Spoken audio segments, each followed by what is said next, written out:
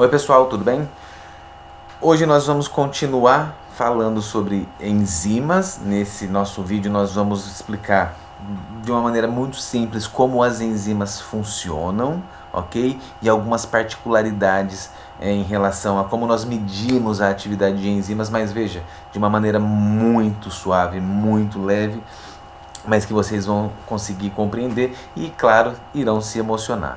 Então, se vocês se recordarem, nós dizemos que as enzimas são catalisadores biológicos, não é isso? As enzimas, elas aceleram as reações químicas. E aí a primeira pergunta que vem à cabeça nossa é: como que elas fazem isso? Como é que as enzimas aceleram as reações químicas? E aqui nós vamos poder avaliar, analisar de duas maneiras. E já adianto, dessas duas nós vamos dar um pouquinho mais de ênfase apenas nesse primeiro termo, nessa primeira maneira, que é considerando as energias associadas às reações.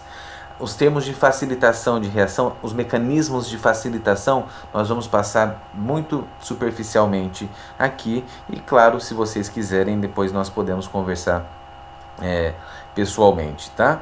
Sobre esses mecanismos. Então vamos lá, vejam. Imaginem que vocês que para que uma reação química qualquer reação química aconteça, então nós nesse exemplo que eu pensei, o substrato são bolinhas amarelas com bolinhas verdes e a reação significa fazer com que elas se juntem. O produto é uma bibolinha, uma bibolinha amarela e uma bibolinha verde, ok? Para que essas reações aconteçam, o que nós temos que ter em mente? Nós precisamos compreender que sempre, qualquer coisa na natureza, pessoal, tem uma quantidade de energia associada.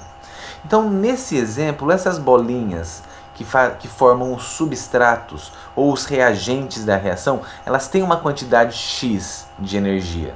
Não sei quanto que é. E aqui para a gente não vai interessar valores. Não nos interessa valores agora. Existe uma quantidade X. Mas da mesma maneira, o produto dessa reação, a bibolinha, também tem uma quantidade X de energia. Essa quantidade pode ser igual, pode ser maior, pode ser menor. Ok? Significa dizer que no curso dessa reação, sendo representado por essa setinha preta, alguma coisa está acontecendo para que a quantidade de energia no produto seja diferente da quantidade de energia nos reagentes. E para a gente interessa apenas o quanto variou. Não nos interessa aqui qual é o valor em A, em C. Não nos interessa quanto em quilocalorias ou em quilojoules tinha em energia. Mas interessa sim a variação de energia. E variação, para representar variação de qualquer coisa, nós utilizamos a letra grega maiúscula delta, que é esse triângulozinho, e nós vamos chamar aqui de ΔG.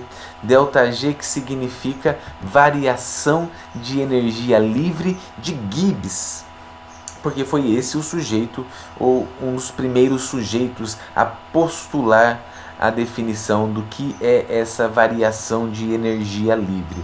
E basicamente, para a gente entender, energia livre significa a energia que está disponível para fazer alguma coisa.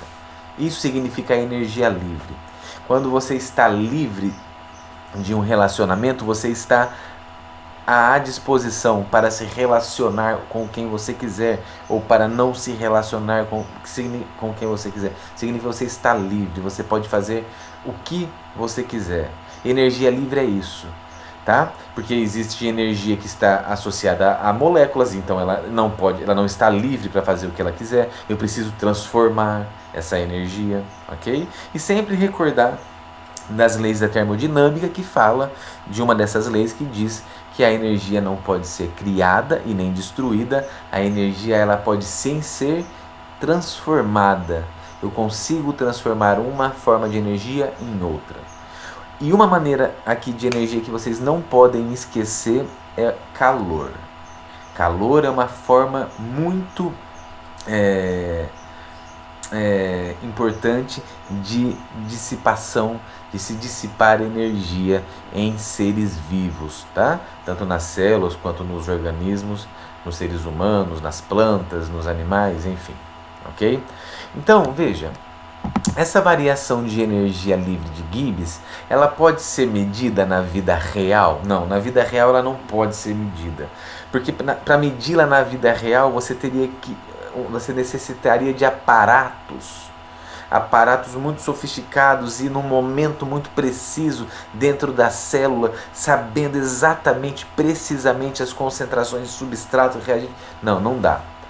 Por isso, padronizou-se fazer essa mensuração da energia livre em condições padrão. Quais condições padrão? Ora, levando em consideração a mesma pressão, a mesma temperatura e a mesma concentração de reagentes e produtos. E para essa variação de energia livre padrão, nós chamamos ΔG0, com o apóstrofe zerinho ali em cima. Isso o pessoal da física gosta muito, da física, da química. Nós da bioquímica não gostamos muito só do ΔG0, porque nós levamos em consideração, já que nós estamos estudando bioquímica, e bio significa organismos vivos, nós levamos em consideração também o valor do pH do meio, no caso do meio celular. E convencionou-se utilizar o pH 7, o pH neutro. Então, quando nós levamos em consideração a pressão, e claro que a pressão para a gente não vai mudar, a não ser que você queira ser um astronauta, a não ser que você queira trabalhar nas profundezas do oceano, você precisa considerar essa pressão. Mas, via de regra, todos os seres humanos estão sob praticamente a mesma pressão, de uma atmosfera. A temperatura a 25 graus, lembrando que no caso dos seres vivos, dos seres humanos, por exemplo, a temperatura não é 25 graus. Então, quando nós formos fazer continhas, levar isso em conta. A concentração 1 mol por litro, 1 molar, e o pH 7. E a esse ΔG nós chamamos de ΔG 0'. Então, sempre que vocês virem esse termo ΔG 0', significa variação de energia livre em condições padrão. Condições que eu consigo mensurar no laboratório, porque eu controlo todas essas variáveis. Reparem nesse slide, reparem nesse gráfico. Nós temos no eixo Y representando a variação de energia livre e na abscissa, no eixo X, o progresso da reação. Uma reação acontecendo. Reparem que nesse exemplo, a quantidade de energia em A, a quantidade de energia no reagente é maior do que a quantidade de energia final no produto. É só vocês olharem para o eixo. Reparem no eixo. O A está mais em cima, e se vocês traçarem uma linha imaginária ali do C até o eixo Y, vocês vão ver que o A começou aqui em cima e o C está aqui embaixo. Imaginando que esse eixo ele cresce, não é? 0, 1, 2, 3, 4, 5, 100. Então eu comecei, vou inventar um valor. Eu comecei de 100 e cheguei em 50, ok? A essas reações, veja, a essas reações que partem em que os reagentes, em que o substrato tem mais quantidade de energia do que o produto, a essas reações em que os reagentes têm mais energia do que o produto, nós vamos dizer que são reações espontâneas. Espontâneas. Reações espontâneas são aquelas reações em que o substrato tem mais energia do que o produto. Nós podemos dizer também que essas reações, pessoal, são reações exergônicas. Exergônicas no sentido de que energia é liberada. E é claro que é fácil de compreender que energia foi liberada. Vamos supor que eu tenha um substrato Vou inventar. 3. Eu tenho 3 conjuntos de buracos. 3 conjuntos de buracos, ok? Essa é a reação, esse é o substrato. Depois que a reação aconteceu, eu cheguei nesse daqui. E esse daqui ele tem um conjunto de buracos. Eu tinha 3 conjuntos de buraco, aqui eu tenho um conjunto de buracos. O que é que nós deduzimos? Que 2 conjuntos de buraco foram liberados. Foram, entre aspas, perdidos. Ok? Eu não sei qual se está do lado certo, ou se é aqui ou se é aqui. Mas essa é a ideia. Em outras palavras, uma reação espontânea, uma reação endergônica é aquela reação em que eu parto de 50 de energia e chego a 25. Bom, se tinha 50 e agora tem 25, significa dizer que 25 foi liberado. Para onde não nos interessa agora. Mas essa é uma reação que liberou energia, é uma reação exergônica, espontânea. O oposto de reações não espontâneas. O que é uma reação não espontânea? Uma reação não espontânea é eu partir de um substrato com um conjunto de buraquinhos e chegar ao final a 3 conjuntos de buraquinhos. Ora, lembrem que não dá para surgir nada do nada, não é mágica. Esses outros 2 buraquinhos tiveram que vir de algum lugar. Eles tiveram que vir de algum lugar. Ou seja, uma reação não espontânea é uma reação que, para ocorrer, necessita receber energia. Porque nós estamos falando em termos de energia. Em outras palavras, uma reação não espontânea é uma reação endergônica. Eu tinha um substrato com 25 quilocalorias de energia e ao final o produto tem 50. Ora, mas se tinha 25 e agora tem 50, claro que alguém teve que aplicar energia. De alguma maneira, 25 quilocalorias precisaram ser ofertadas a esse sistema. Ok? É isso que significa reações espontâneas e não espontâneas. Reações espontâneas são aquelas reações que nós dizemos seguir o fluxo da cachoeira. É ir a favor da maré. É você descer o riacho. É você seguir o riacho abaixo. Você não precisa de fazer nenhum esforço, é espontâneo. Você coloca o seu barquinho ali e a correnteza te leva. Você não faz força para descer a cachoeira. Pelo contrário, se você quiser ir contra a maré, se você quiser subir o riacho, subir a cachoeira, isso não é espontâneo. Isso não é espontâneo. Você não vai colocar o seu barquinho, o rio descendo para cá e você querendo ir ao contrário. Isso é possível ser feito? É claro que é possível ser feito, porém você vai ter que remar, você vai ter que gastar energia, você vai ter que aplicar energia para que você faça com que essa reação ocorra, ok? Agora vejam, por mais estranho que possa parecer, saber se uma reação é espontânea ou não, saber se uma reação libera energia ou consome energia, não nos diz absolutamente nada em relação à velocidade. Mas por que você está falando isso? Calma lá, a gente vai entender. Primeiro, esse é um ponto que vocês não podem se esquecer.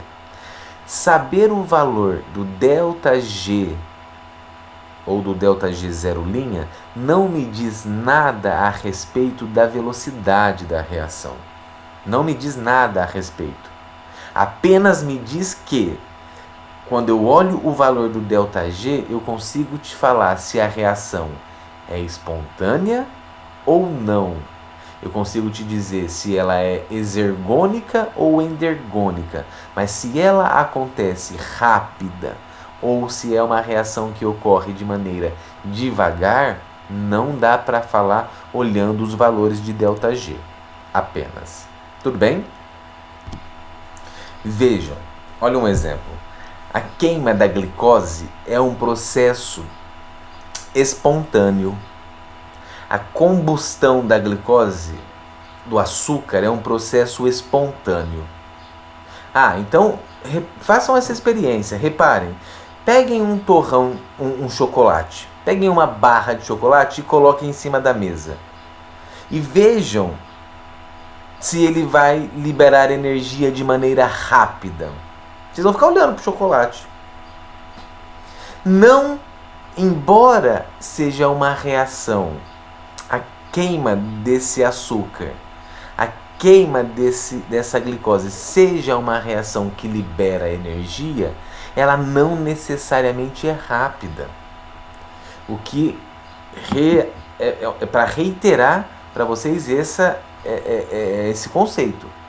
A variação de energia livre não tem nada a ver com a velocidade da reação. Reparem nesse gráfico um exemplo de uma reação espontânea em que não existe enzima. O que nos interessa aqui é o seguinte, vejam, eu tenho um substrato A, ok, que vai formar um produto C. Tudo bem, até aí eu sei que é uma reação espontânea porque parte de um nível maior e chega num nível menor de energia. Porém, se vocês repararem, antes de o A virar C, antes do A se tornar o produto, vocês conseguem notar que para que o A se converta a C, existe um morro, uma quantidade muito alta de energia que deve ser ultrapassada. Esse pico, essa quantidade de energia que deve ser ultrapassada, nós chamamos de energia de ativação. E a energia de ativação funciona como uma barreira de segurança para que as reações não ocorram à torto e à direita sem parar. Ok? Isso é importante de nós entendermos. E se vocês entenderem, reparem que lá no topo da colina, no topo dessa montanha, atinge-se um estado que nós chamamos de estado de transição. O que é o estado de transição? O estado de transição é um estágio na reação química em que o A não é mais A, porém também ainda não é C. Ok? É um negócio muito, muito maluco desse pessoal da física e química. Deixa eles para lá. Para nós da bioquímica, o importante é saber o seguinte: para que qualquer reação bioquímica ocorra na célula, no nosso corpo, para que qualquer reação bioquímica ocorra, é necessário ultrapassar esse estado de transição. É necessário que o sistema receba uma quantidade de energia para superar essa energia de ativação. Então, nesse caso, nós estamos observando uma reação em que não há a presença de enzimas. Nós estamos observando uma reação não catalisada. Agora, vejam a hora que eu jogo uma enzima nesse sistema. Primeiro, reparem que a energia de ativação alta faz com que a reação demore, porque preciso subir e depois descer. Agora, quando tem uma enzima em vermelhinho, olha a diferença de uma reação em que a enzima está presente, de uma reação catalisada. Olha que lindo, olha que lindo. Primeira pergunta: a variação de energia livre muda? Em outras palavras, a quantidade de energia liberada mudou na presença ou não da enzima? Não, é a mesma. Tanto faz eu considerar a setinha azul, veja, o A começou com a quantidade de A e o C chegou na mesma quantidade de C, seja indo pelo morro grande ou pelo morrinho em vermelho. Portanto, as enzimas não alteram a variação de energia livre. As enzimas não mexem com o ΔG. Porém, de uma maneira muito significativa, o que é que as enzimas fizeram? As enzimas reduziram a quantidade de energia que a reação precisa ultrapassar. as enzimas reduziram a energia de ativação. As enzimas reduzem, facilitam a reação acontecer porque diminuem a barreira que impedia com que essa reação acontecesse. As enzimas são maravilhosas, elas são muito lindas. Então, o que é que uma enzima faz, pessoal? As enzimas aceleram as reações, por quê? Porque elas diminuem a energia de ativação necessária. As enzimas, na presença das enzimas, atingir o estado de transição é muito mais fácil. E por isso, como a energia de ativação é menor, a velocidade da reação é mais rápida. É como se as enzimas fornecessem um atalho para as reações acontecerem. É como se as enzimas fizessem com que as reações fossem mais fáceis de acontecer. Por isso as enzimas aceleram a velocidade das reações. E essa pergunta é muito relevante. Como que elas fazem isso? Veja, pessoal, e aqui eu já vou adiantar para vocês. Essa área da bioquímica que estuda mecanismos de catálise, ela é bem complexa e não nos interessa aqui fazer uma abordagem um pouco mais sofisticada. Nós vamos ver isso de uma maneira muito simples, tá? Como as enzimas fazem para que a energia de ativação seja diminuída. Primeiro ponto a ser considerado é o sítio ativo. O sítio ativo não é um local passivo. O sítio ativo não é simplesmente o local em que o substrato se liga, não. O sítio ativo é um local molecular. O sítio ativo é um local da enzima em que várias reações podem acontecer.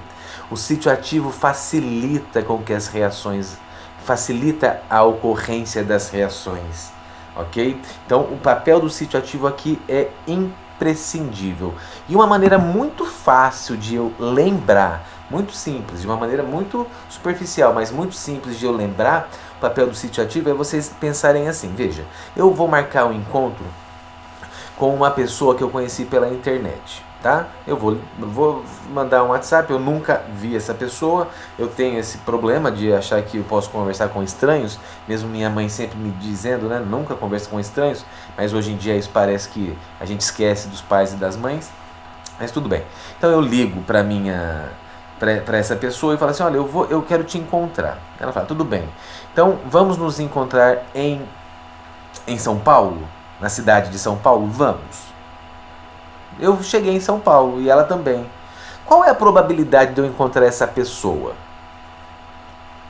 Baixa. Vocês concordam? Ao acaso? É muito baixa.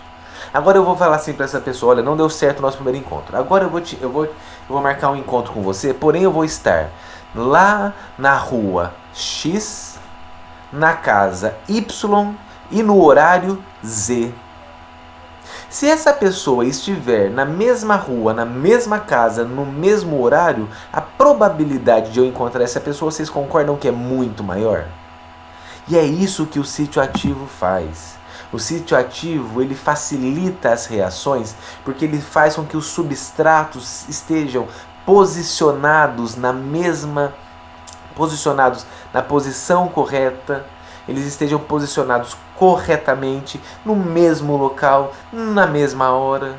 Então, essa é uma forma muito simples de nós entendermos como o sítio ativo facilita as reações. Ok? E existem outros mecanismos para fazer com que as enzimas acelerem as reações. Esse exemplo é só para vocês compreenderem esse slide que, indo contrariamente inclusive ao modelo da chave fechadura, o substrato ele não deve ser complementar ao sítio ativo, porque ele seria ineficiente. Por que ele seria ineficiente? Porque para que uma reação ocorra, é necessário atingir um estado de transição, lembrem? Aquele pontinho lá no pico da energia de ativação, em que o substrato não é substrato, mas também não é produto, ele está no meio termo. Então, primeira coisa, o sítio ativo ele deve ser complementar ao estado de transição do reagente, o que nos leva mais a corroborar o modelo do encaixe induzido de Daniel Koshland. E existem, pessoal, também diversos mecanismos para facilitar as reações ocorrerem. Existem diversos mecanismos para reduzir a energia de ativação e que eu não vou discutir com vocês aqui. Se vocês quiserem, nós podemos, num outro momento, falar sobre catálise, ácido-base geral ou específica, catálise covalente, catálise por aproximação, catálise por íons metálicos, ok?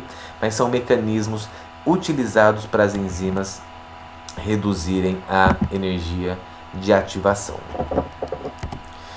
E o último tópico que eu quero tratar com vocês em relação às enzimas é o que o pessoal chama de cinética de enzimas. Cinética no contexto de que existem maneiras de se mensurar, de se medir quanto uma enzima trabalha. É super complexo e nós não vamos detalhar esse assunto, nós não iremos a fundo. Claro, se vocês quiserem, conversamos num outro momento. E os livros que eu passei para vocês, vocês têm bastante conteúdo sobre esse tema, tá? Mas de uma maneira geral, eu vou fazer um gráfico em que eu tenho no eixo Y a velocidade da enzima e a concentração de substrato no eixo X. O que é que determina a velocidade de uma enzima? Bom, a velocidade de enzima eu posso dizer que é quantos substratos quantos produtos são feitos, quantos substratos se convertem em produtos por um determinado tempo. O conceito de velocidade sempre tem tempo atrelado, né? Mesmo velocidade de carro, velocidade de qualquer coisa, sempre tem que ter o tempo junto nessa reação. Então, a velocidade de uma reação é quanto de substrato vira produto num determinado período. E eu vou experimentalmente no laboratório e eu compro o substrato da enzima e coloco um pouquinho. Eu coloco X quantidade de substrato. Eu coloquei X e vejo que a velocidade, na hora que eu coloquei X, a velocidade aumenta um pouquinho. Eu coloco o 2x e a velocidade aumenta mais. 4x e a velocidade aumenta mais. É isso que esse gráfico está mostrando. Reparem que conforme eu aumento a concentração do substrato, conforme a quantidade de S vai aumentando, a velocidade também vai aumentando. O que significa dizer que num primeiro momento a concentração de substrato determina a velocidade da enzima, determina a velocidade da reação. Conforme eu aumento a concentração de substrato, a velocidade com que a reação ocorre é maior. O que é lógico. Vamos pensar no exemplo do pedreiro que está trabalhando em casa. Se ele tiver um tijolo aqui, um tijolo lá longe, um tijolo muito mais longe, a velocidade dele vai depender do quê? Ele pegar o primeiro tijolo, colocar na parede. Ir e pegar outro tijolo lá longe e colocar na parede, a velocidade. Agora, se eu colocar 4 tijolos perto dele, a velocidade dele vai ser mais rápida, porque qual que é o trabalho que ele vai ter que fazer? Pegar o tijolo, coloca, pega outro tijolo, coloca. E se eu colocar 10 tijolos? Mais rápido, porque está mais perto dele. Agora vai chegar uma hora que eu posso colocar 1000 tijolos perto dele, que ele não vai mais rápido. Eu posso colocar muitos tijolos ao redor dele, porque ele não vai conseguir ir mais rápido do limite dele. E é isso que esse gráfico está nos mostrando. Reparem que inicialmente, conforme aumenta a concentração de substrato, a velocidade da enzima também aumenta. Porém, a partir de uma quantidade X de substrato, a velocidade da reação química não se altera mais. Ela fica praticamente constante. Ou seja, nessa quantidade X de substrato, nós dizemos que a reação atingiu a sua velocidade máxima. É o famoso Vmax. E para toda reação existe uma velocidade máxima. Significa, é só trazendo isso para a nossa realidade, ok? Trazendo isso para a nossa vida real. Eu tenho um carro e eu quero que ele ande o mais rápido possível. E eu piso no acelerador dele. E a hora que eu piso no máximo, aparece lá no velocímetro 50 km por hora. Nossa, que rapidez! 50 km por hora. Mas eu quero que ele vá mais rápido. Então eu vou pisar mais forte no acelerador. E não vai mais rápido. Ele vai para 51, 52, 49. Não vai, não adianta eu pisar mais. Por quê? Porque o carro atingiu a velocidade máxima. É a mesma coisa para as reações químicas. Porém, reparem que se agora eu tiver, no caso dos pedreiros, no caso dos construtores da parede, eu posso, já que um dos pedreiros está trabalhando na sua velocidade máxima, eu posso chamar um segundo, e aí a construção da parede vai ser mais rápida. Faz sentido, não é? Então quer dizer o seguinte, o parâmetro velocidade máxima, ele é um parâmetro bom de cinética, mas existem outros parâmetros, e um deles é o que nós chamamos de número de turnover, ou número de renovação, que é o famoso kcat. O kcat nada mais é do que a velocidade máxima corrigido pela concentração de enzimas. E esse sim é um número interessante para a gente. Por quê? Porque é um número que não muda. É um número constante. É um número que cada enzima tem o seu. Então, como nós já havíamos visto num outro momento, a anidrase carbônica, o kcat dela é 1 vezes 10 a sexta. É muito rápido. Significa que uma enzima, em 1 segundo, transforma 1 milhão de reagentes em produtos. O kcat é um número para se medir a velocidade, para se medir a eficiência de uma enzima, ok? E um outro termo que nós ouvimos muito na bioquímica, uma outra ferramenta para se mensurar a atividade de enzimas, é o que nós chamamos de constante de Michaelis e Menten, que nós não vamos discutir como chegamos nessa equação. Depois nós podemos falar em outro vídeo, se vocês quiserem, em um outro momento. Mas o importante aqui é vocês entenderem o seguinte. Quando falar Km, constante de Michaelis e Menten, eu estou me referindo à concentração de substrato. Constante de Michaelis e Menten. Km é concentração de substrato. Não pode esquecer isso. Mas qual concentração de substrato? Concentração de substrato para se atingir metade da velocidade máxima.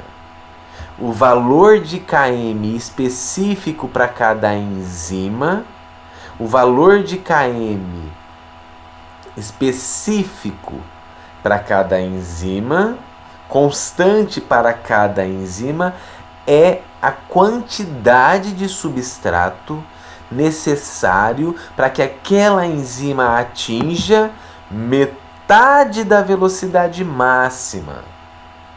Mas por que a metade da velocidade máxima? Porque a velocidade máxima é um valor não constante, ou difícil de se ter certeza desse valor, porque oscila. Assim como a sua velocidade máxima na sua viagem, quando você vai viajar de um lugar para o outro, você não fala assim, olha, há quanto tempo, qual a velocidade que você veio? Você não fala assim, a minha velocidade máxima foi 100 por hora. Você fala geralmente assim, eu vim com uma velocidade média de 100 por hora, 100 km por hora. Porque hora você estava a 110, hora você estava a 90, e assim funciona. Não é muito preciso. Agora, a metade dessa velocidade máxima é muito mais fácil de ser determinado.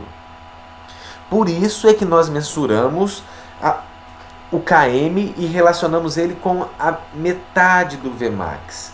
E também depois, quando nós fizermos os cálculos, nós vamos observar que essa concentração, que essa velocidade máxima é muito fácil de se medir experimentalmente. Então, de novo, km é concentração de substrato necessário para atingir a velocidade máxima sobre 2, a metade da velocidade máxima. Então, de uma maneira muito simples, significa dizer o seguinte: para uma enzima que trabalha bem com um determinado substrato, ela vai precisar de pouco substrato para atingir metade da velocidade máxima. Porque a hora que ela vê um pouquinho do substrato, ela já pega e transforma.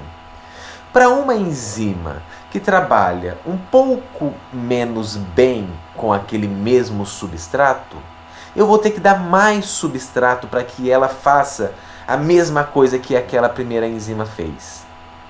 Então, não é preciso isso que eu vou dizer, mas está valendo para a gente.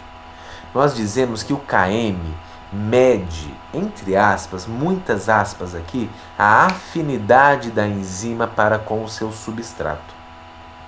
Ou seja, o km me diz o quanto a enzima é afim do seu substrato. O que significa dizer, portanto, que enzimas com um km muito alto têm uma afinidade menor pelo substrato. E enzimas com valores de km mais baixo têm uma afinidade maior, porque o km se refere à quantidade de substrato. Então, um km grande significa que para aquela enzima atingir metade da Vmax, se o km é alto, significa que eu tive que dar muito substrato para ela, muito, porque ela não gosta desse substrato. Uma enzima que possui um km baixo para determinado substrato, significa que para ela atingir metade da velocidade máxima, eu precisei de pouquinho substrato, um km baixo, porque ela pega aquele substrato muito rápido. É importantíssimo que vocês compreendam esse conceito de km. Então, as enzimas que nós chamamos de enzimas perfeitas é fácil deduzir. Elas são enzimas com kcat muito alto e km muito baixo. Ok? Simples assim. E para irmos embora, pessoal, eu quero falar com vocês sobre 3 fatores, que não são os únicos, mas são 3 fatores relevantes na bioquímica e fatores esses que interferem com a velocidade das reações. Fatores esses que influenciam as taxas de catálise. E um deles, como nós já falamos, é a própria concentração de substrato. A concentração de substrato é responsável ou é um dos fatores que influencia a velocidade. Reparem que conforme eu aumento as concentrações, a velocidade também aumenta. Porém, não é para sempre. Chega uma hora que atinge o Vmax. E nesse ponto nós dizemos que a enzima está saturada, que o sistema está saturado. Não adianta eu jogar mais substratos, porque as enzimas todas que ali estão já estão trabalhando no seu Vmax, ok? Concentração de substrato. Um outro fator que influencia muito a velocidade das reações é a temperatura. As temperaturas são importantíssimas para a determinação das velocidades de reações. E se vocês repararem, nessa primeira curva, nesse primeiro gráfico, que nós observamos que a velocidade máxima na primeira curvinha verde, ela está ao redor de 36, 37 graus ali. Significa dizer que abaixo de 37 ou acima de 37, a velocidade ela começa a cair. Significa dizer que existe uma temperatura que nós vamos chamar de temperatura ótima para que a velocidade aconteça. No caso dos seres humanos, a temperatura ótima para todas as enzimas é ao redor dos 36, 37 graus. Por isso é importantíssima a manutenção da nossa temperatura. Por isso é muito importante que a nossa temperatura não suba mais do que 37. e não caia abaixo de 36. Por quê? A partir, subindo 38, 39, 40, 35, 34, 33, todas as reações químicas começam a não mais ocorrer na sua velocidade máxima. As enzimas começam a acontecer em velocidades em velocidades menores, o que não é ideal. Daí a importância de se tomar cuidado com febre, a importância de se tomar cuidado com hipotermia. Mas é claro que, se vocês repararem, para cada organismo existe uma temperatura ótima. Essas bactérias que são encontradas em fossas abissais, vulcânicas ou próximos de vulcões, de lugares em que a temperatura é muito elevada, as enzimas delas evidentemente têm que trabalhar em temperaturas ótimas, muito mais elevadas. E o último fator que eu quero falar com vocês é o pH. De novo, o pH.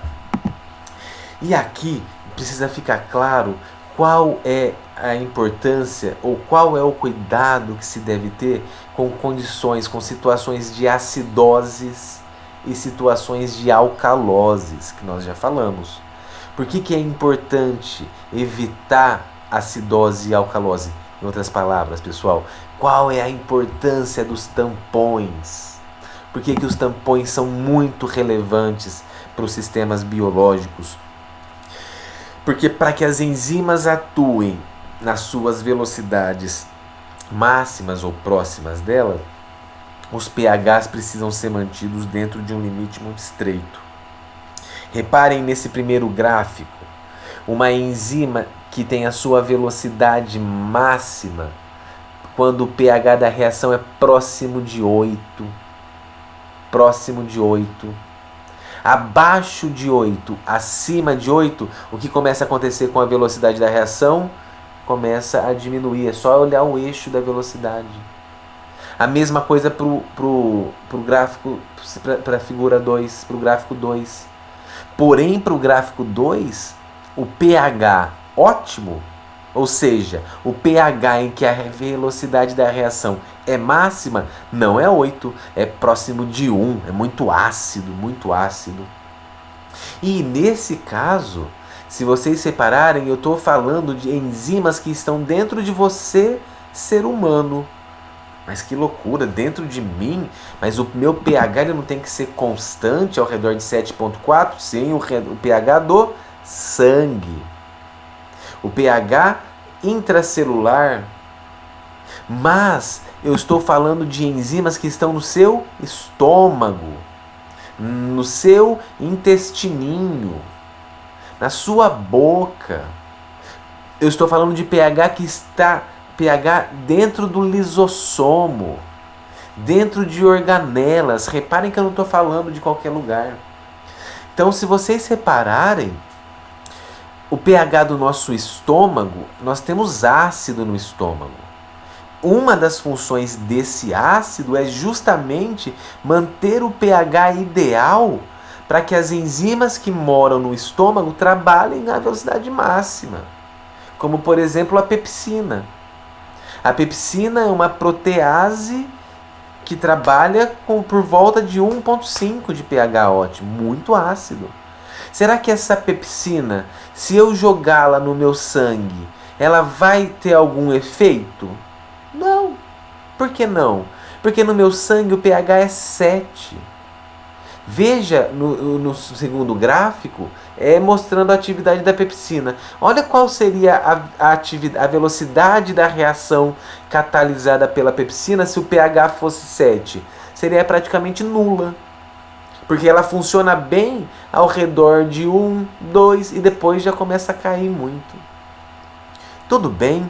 Então, da mesma maneira que existem temperaturas ótimas para as enzimas, também existem pHs ótimos para as enzimas. Resumindo, pessoal, as enzimas, o estudo das enzimas pode ser feito por meio da determinação da sua velocidade, do kcat, do km, e a atividade das enzimas embora possa ser regulada por fatores intrínsecos da célula, como a regulação alostérica, covalente, também pode ser regulada por fatores externos, como temperatura, pH, concentração de substrato. Ok? Espero que vocês tenham conseguido aprender alguma coisinha e logo mais eu retorno para que nós conversemos sobre outros assuntos. Tudo bem? Fiquem bem, sem euforia, já está acabando. Até um próximo encontro. Tchau, tchau, pessoal. Muito obrigado pelo tempo despendido aqui comigo. Tchau.